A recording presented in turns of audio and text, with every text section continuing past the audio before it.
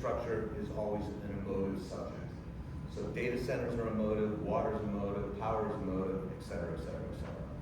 Number two, I think, we can talk about what Ofgem is doing, but it's all about the price. What is the price of power? How long is it going to take you to get the power? And no one here has spoken about France. So just last week, they signed a deal, $75 billion, up to $75 billion with SoftBank to build out 5 gigawatts of data centers, okay? Why did they do that? Because France is looking at data centers as a sovereign necessity. That effectively, if you don't have the data, you lose out, you go back to the Middle Ages as I was having a conversation with someone.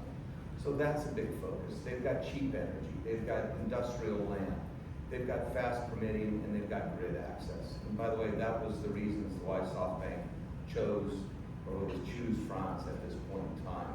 So we can talk about the UK, and we can talk about what's going on, but you really need low-cost power, you need easy access.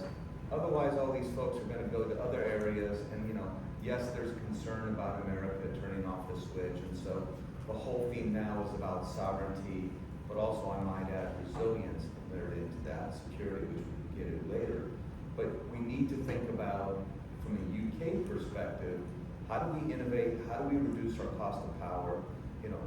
How do we get more carbon-free power? How do we get more grid access? And how do we do it more effectively? Right now, the UK has the most expensive power out of the G7, and one of the most expensive power suppliers and producers in all of Europe.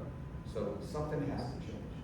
And what is that? What do you think needs to change? I'm not going to talk about that. Not on camera.